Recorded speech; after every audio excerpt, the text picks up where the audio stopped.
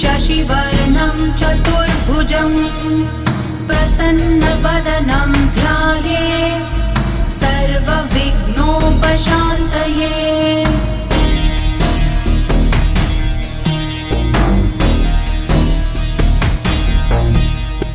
शान्ताकारं भुजगशयनं पद्मनाभं सुरेशं विश्वाधारं गगनसदृशं मेघवर्णं शुभाङ्गं लक्ष्मीकान्तं कमलनयनं